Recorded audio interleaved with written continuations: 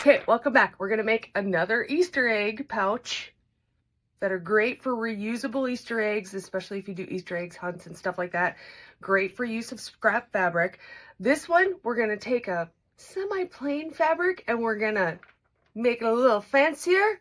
I'm gonna show you how you can decorate these, you know, because it's an Easter egg. You gotta decorate it, right? So first thing you're gonna need is the pattern, which if you do not have the pattern, check the link in my bio or the description, depending upon where you're watching this, and you can get the pattern for free. But with this one, the biggest difference is you are going to need some sort of interfacing. It doesn't have to be heavyweight. It can be a scrap piece that you have laying around, but you just want to strengthen this fabric a little bit more because we're going to do some decorative stitching on it. And again, the decorative stitching is great if you want to try out stitches on your machine, if you've wanted to play a little bit more, or you have stitches you want to get a little bit more comfortable with. So let's lay it out. Let's go through the whole process and let's make another Easter egg pouch. The same in the other ones is you're going to need 2 pieces of fabric, pretty side to pretty side. You're going to put the pattern on top, but below it, put a piece of interfacing. You'll attach it after we get all the cutting done, and then you're going to trace this out using whatever fabric marker you have. If you have tailor's chalk, doesn't matter. Do your best, just go around the edges. If you want to put down any type of weight to hold the pattern in place, go for it.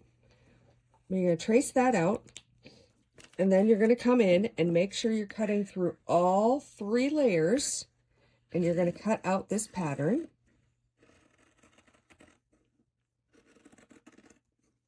And the reason I said do pretty side to pretty side is marking tools, while great, they don't always come off as flawlessly as you want.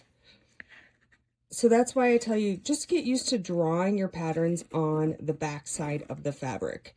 It just makes it easier. And this is such a lightweight project. It's easy to like maneuver around. Just take your time cutting. And yes, I do prefer the flat scissors again, just because it makes it easier to glide. So take this, put it to the side, and then we're going to work on the other 2 pieces that you need. Okay, you're going to see, I have it looks like it's different than last time. It is. So I took this scrap piece of fabric and I folded it in so that there's enough room for this piece to sit here, and then folded the other side same way.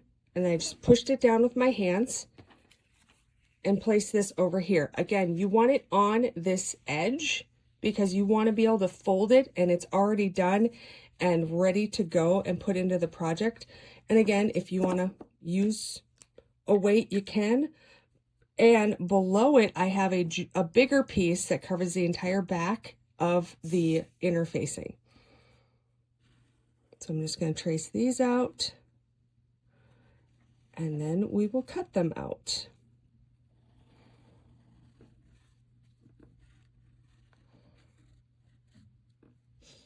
And now remove those, and then we are going to cut them out. So what I'm going to do is I'm actually just going to cut right down this middle and put it into 2 pieces so it's a little bit easier to grip and maneuver. And I'm just going to cut this all the way around, and I'm going to do the same for the other piece.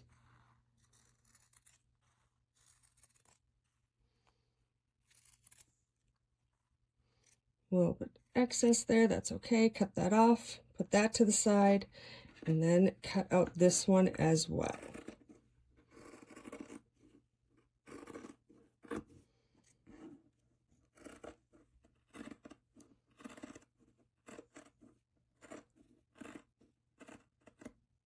Okay, now we're going to take these over to the iron so we can attach the interfacing and get everything all lined up. This first piece, you're going to open it up and you're going to flip it over. And this side, on the back side, is where you're going to attach the interfacing to one side. It's not going to cover the whole thing, and that's okay. And then you're going to, now this is single side interfacing, so I could take it now and use the iron over the top of it, but just for ease of use, and speed in this project, I'm going to flip over the other side. So now I have pretty side, I have interfacing. If it shifts, it's okay. You can move it over. If it's a little hanging out, that's also okay. The biggest thing is check your interfacing instructions. They all have different instructions on whether or not you want an iron that's giving out steam or if you want a dry iron. The stuff I'm using requires steam. And just give it a quick press. And then this piece is ready for us to start decorating. Keep doing the same thing to the other pocket.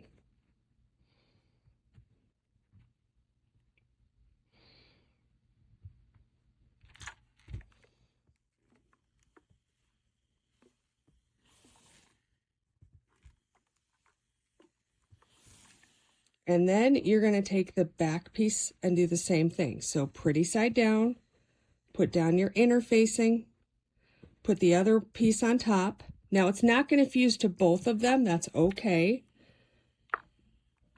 but it will fuse to one of them. And this actually does make it a little bit easier to keep all the pieces together from shifting when you're sewing. So that is something to consider if you're making the version where you don't decorate it. If you want to put interfacing, you absolutely can. See, it's fused to this piece, but not this piece, but that's okay. We can clip it around the edge to do the decorating. Now let me show you how I draw on what I'm going to decorate, and then we will go sew this. When you think of Easter eggs, you think of like straight lines across and like zigzag lines. So I like to draw that on so I have something to follow when I'm at the machine. If you want to freehand it, you absolutely can. And do this for all the pieces that you want to decorate. There's no, you have to do it this way, nothing like that. If you want to do a line and then do a zigzag in between the lines, go for it. Have fun with it. This is your time to play. This is your time to experiment with stitches.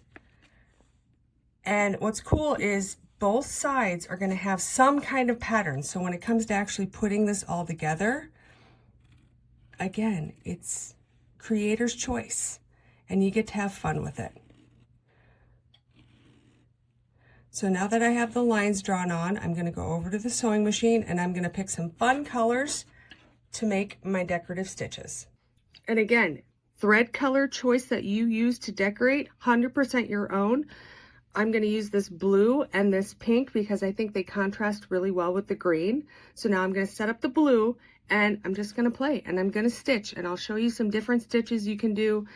Don't be afraid to try out stitches on your machine. It's okay. If you end up not liking it, you can always take them out. Again, this is your time to learn and play. Have fun and make something completely original, unique, that you're going to love and use over the years. When it comes to decorative stitching, your machine may require you to change your foot. So pay attention to the machine. On mine, it shows me what foot to use, okay? Make sure you're using the right presser foot for the project. Okay, so for this one, I'm going to start with the top of the egg, and we are going to do this cool decorative stitch. And a lot of times decorative stitches, you do not have to do a lot of work. Just pay attention that it's going still in a straight line and it moves the fabric back and forth as it needs to make the actual stitching. And I'm leaving it at the size that it originally starts at, but you can change the width and the length on your machine, and again, have fun with it. So I'm just going to keep letting this go, and I'll show you when it's done. So now I have this cute stitch going all the way along the bottom. I really like it. I think it's just fun. I could have done a more contrasting blue, but again, it adds something to the project. Make sure you trim up your threads and then keep playing. I chose a different stitch this time, and we'll see how it looks. I actually increased the size. And I'm just gonna let it do its thing. And again, the machine does so much of the work for you. You don't have to force it, guide it, nothing. Just keep watch. I wouldn't walk away from your machine, but keep watch on it and have some fun with it. And then when it's done, it looks like this. And now I have that really cute line going across. And the fun thing is it's on both sides. It's a little bit harder to see on this side because I still have where I, drew out the pattern that I'm going to do. But either side, it's there. It's super adorable. How fun is that? So I'm going to keep going. I'm going to do all the different lines and then show you what they look like when they're done. So I've done all the straight lines that I drew out. They're all different. They're fun. They're unique. They're super cute. And look, back and front, you can still see the pattern on both of them. Now, some of them, it will not be where it's reversible, but these ones were. I was very lucky with that. So now I'm going to change out my thread and do the pink lines. For the zigzag stitch, I'm actually going to use the zigzag stitch, but what I'm going to do is I'm going to change it up so it's tighter, meaning I'm going to shorten the length so the stitches are closer together. I can change the width if I want. I'm going to do it. Why not? But I want the stitches closer together so it's more dramatic and popping. So these are like different things you can change and play with. Like, especially if you have a digital machine, it's not going to let you do something it's not going to be able to do. And I did switch back to my J foot, which is my normal presser foot. When you're doing the zigzag, you do have to pay more attention. There's more control you have to do. So for mine, I line it up. This is the line I drew right there. I line up the center because it's going to go on both sides of it. And you need to pay attention and let it do its thing. Go at the speed that you're comfortable with. And then when you get down, change the direction, actually stop, and then change the direction. Now see, right now, I don't like where that lined up. If you see, the line isn't quite in the middle, so I'm gonna lift it back up, go back. I'm gonna go literally one stitch, okay? And now it's not quite in the spot I want it, but I like the line placement better, and I'm just gonna keep going. 100% personal preference. And I'm just gonna keep going. And like that one's gonna overlap a little bit. You'll see different ways. If you really want it so it's 100% on the line that you've drawn, then you can start and stop, like actually cut it and move it. You don't have to. It's however you want to do it. And I'll show you what it looks like when I'm done.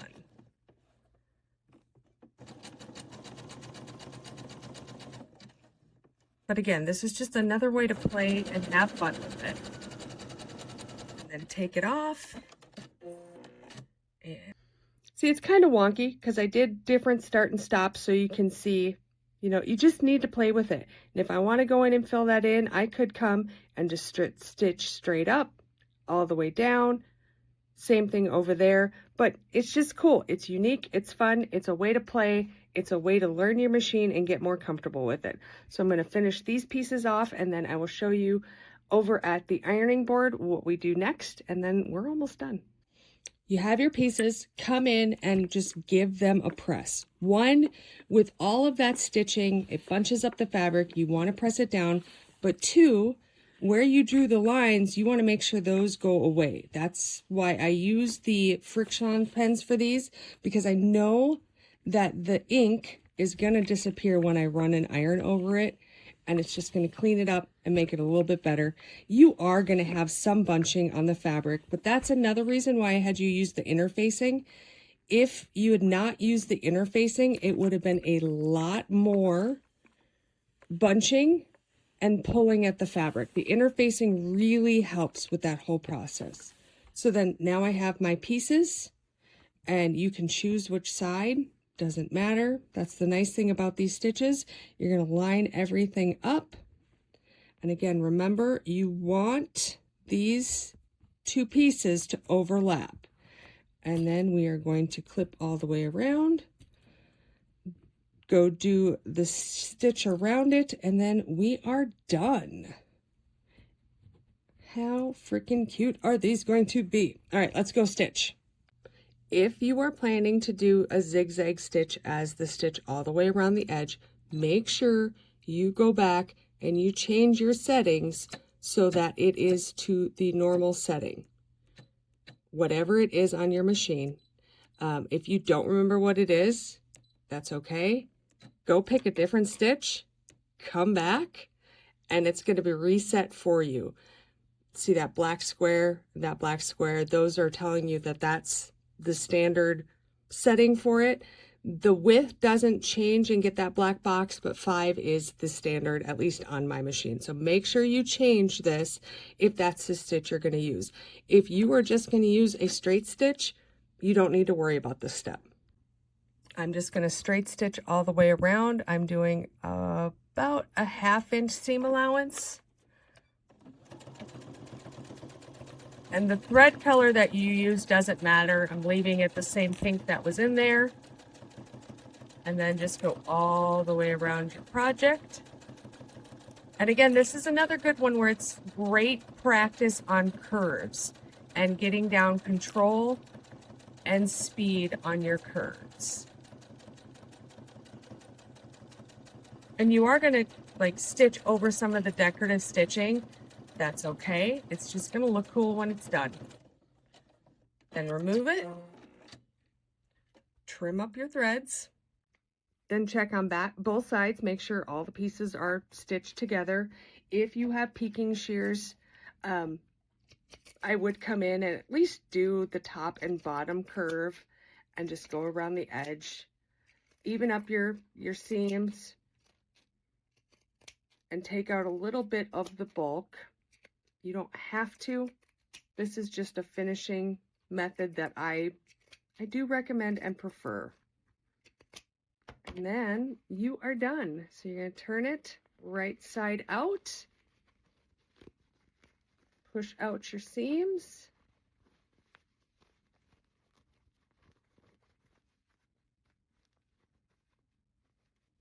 Push out the seams.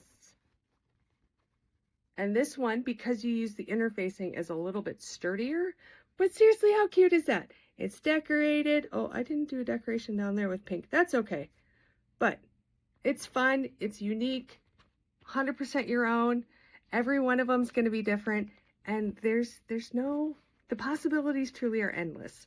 So that is just another way to make little Easter eggs. And again, if you need the pattern, the link to my school community is in the description or link in bio, depending upon where you're watching this. I hope you had so much fun making Easter eggs. And if you are in the school community, share when you make yours. Can't wait to see you guys in the next project.